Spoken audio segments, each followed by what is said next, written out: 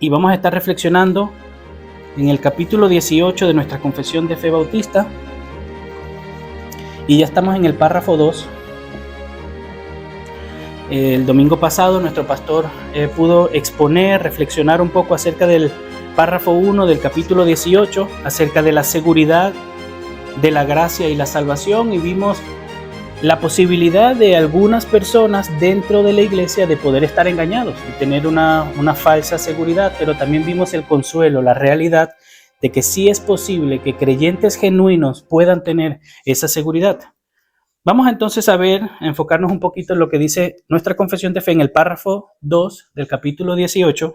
Dice: esta certeza de la gracia y la salvación no es un mero convencimiento conjetural y probable basado en una esperanza falible, sino una seguridad infalible de fe, basada en la sangre y la justicia de Cristo reveladas en el Evangelio, basada también en la evidencia interna de aquellas virtudes del Espíritu a las que se hacen promesas, y en el testimonio del Espíritu de adopción, que testifica a nuestro espíritu que somos hijos de Dios.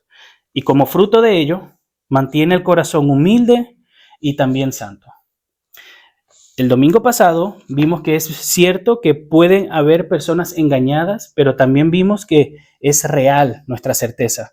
Entonces, en este párrafo, lo que nuestra confesión de fe, los autores, lo que hacen es entonces decirnos en qué se basa nuestra certeza, en qué se basa nuestra seguridad, en qué se basa el hecho de que nuestra esperanza es real, es infalible. Y lo primero que hace es, antes de decirle en qué se basa, es que no se basa en cuentos matemáticos, no se basa en probabilidades, no se basa en adivinaciones, sino en una seguridad infalible de fe. Y me gustaría que leamos Hebreos capítulo 6 para que podamos ver en qué se basa nuestra esperanza. ¿Por qué la confesión de fe la llama infalible? Hebreos capítulo 6. ¿Está? Hebreos capítulo 6, versículo 11. Pero deseamos que cada uno de ustedes muestre la misma solicitud hasta el fin, para alcanzar la plena seguridad de la esperanza, a fin de que no sean perezosos, sino imitadores de los que mediante la fe y la paciencia heredan las promesas. Luego en el versículo 15, un poquito más adelante, dice: y así, habiendo esperado con paciencia, Abraham obtuvo la promesa. Dios le promete algo a Abraham, y el hecho de que Dios prometa algo es como un juramento, y eso lo vamos a leer un poco más adelante. Dios es fiel y Dios cumple su palabra, y para mostrarnos su fidelidad, para dejar de manifiesto su fidelidad, la seguridad de que Él va a llevar a cabo lo que Él nos promete, Él lo jura por su nombre, lo jura por sí mismo.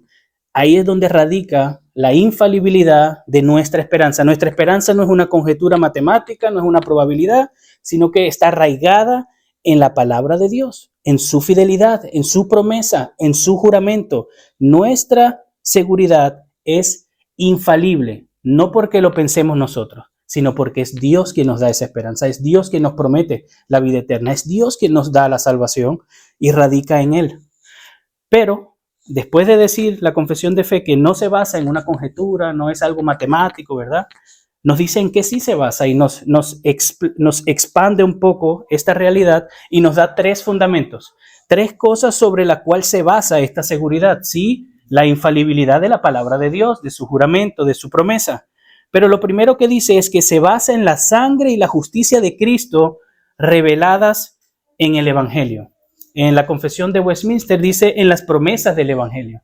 Y lo que podemos ver aquí es que nuestra seguridad, nuestra certeza, esa gracia de poder estar seguros de que estamos en Cristo y que vamos a ser salvos, radica en la sangre de Cristo, en el sacrificio de Cristo. Su sacrificio, su expiación, el hecho de que Él entregó su vida por nosotros y nos ha dado su justicia es lo que nos da la certeza de que estamos seguros.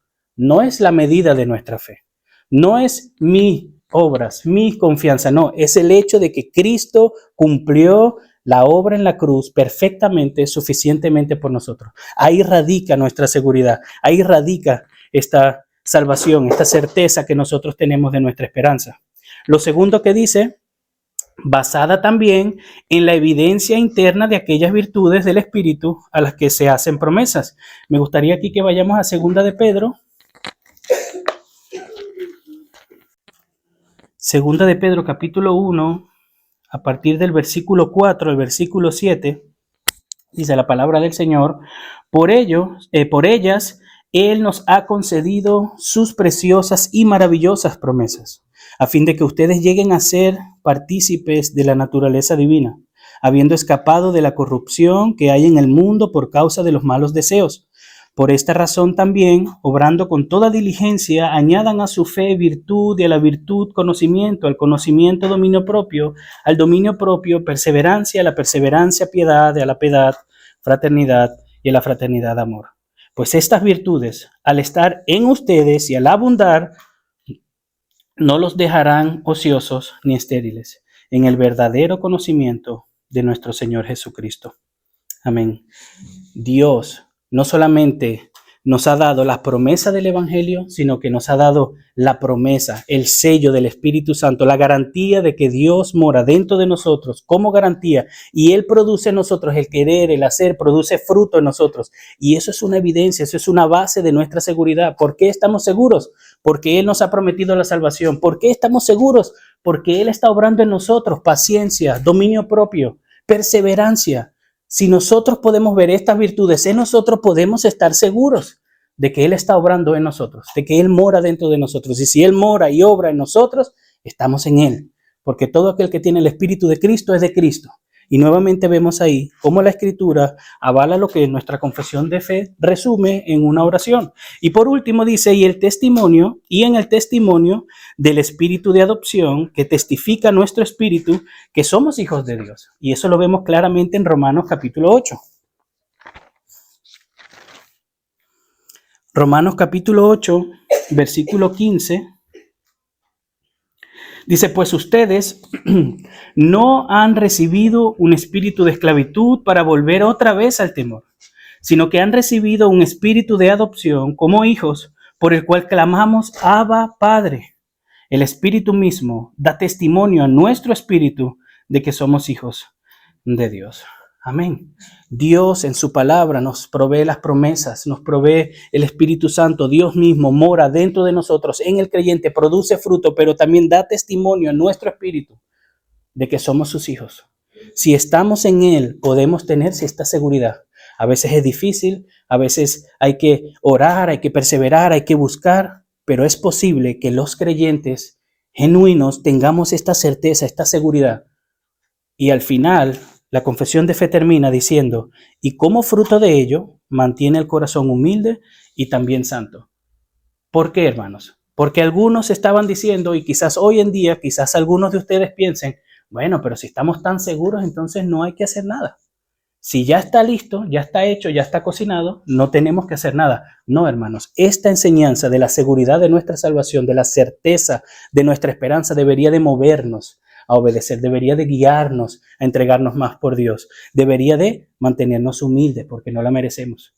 Estamos aquí por gracia, no por nuestras obras, no la merecemos. Debería, en vez de hacernos orgullosos y creer que somos más santos que otros, debería de llevarnos a la humildad, pero también debería de llevarnos a crecer en santidad.